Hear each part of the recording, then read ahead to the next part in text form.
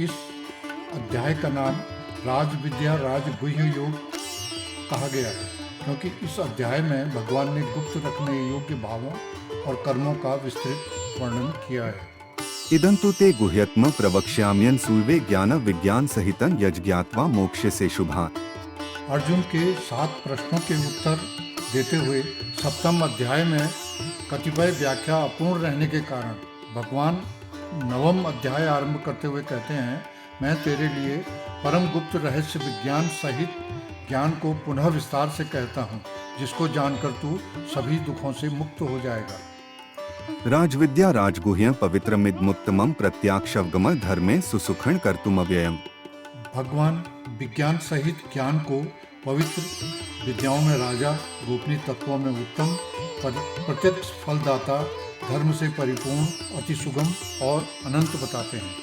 अश्रद्धानाः पुरुषा धर्मस्यास्य परन्तप अप्राप्यमा निवर्तन्ते मृत संसर्वर्त्मनि।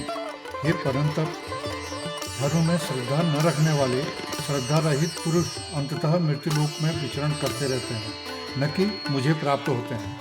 मया तद्मिदं सर्वं जगद् व्यक्तमूर्तिना मत्स्थानि सर्वभूतानि न चाहतेष्वस्थितः। यह संपूर्ण जगत मेरे अव्यक्त स्वरूप के द्वारा व्याप्त है। समस्त भूत मुझमें स्थित हैं, परंतु मैं उनमें अवस्थित नहीं हूँ।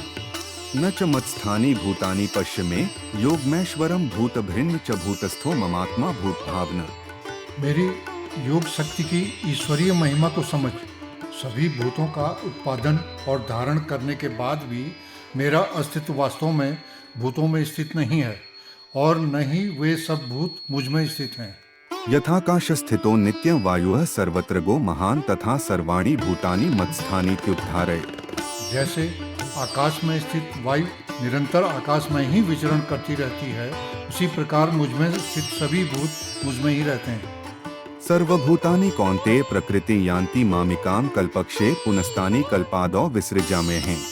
हे कौन्तेय, समस्त भूत कल्प अर्थात युग की समाप्ति पर मुझ में ही विलीन हो जाते हैं और कल्प के प्रारंभ होने पर मेरे ही द्वारा पुनः रचित किए जाते हैं। प्रकृतिं स्वाम्वष्टभ्य विसृजामि पुनः पुनः भूतग्राम्यम कृत्स्नं वशं प्रकृतिर्वशात्। अपने अंदर स्थिर की हुई प्रकृति रूपी शक्ति को स्मरण करके बार बार उनके कर्मों के अनुरूप सभी भूतों की रचना करता हूँ।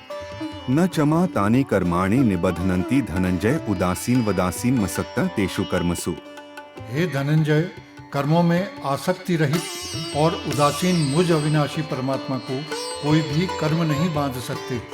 मयाध्यक्षेण प्रकृतियः सूयते सचराचरं हेतुनानेन कौन्तेय जगद् विप्रवर्तते।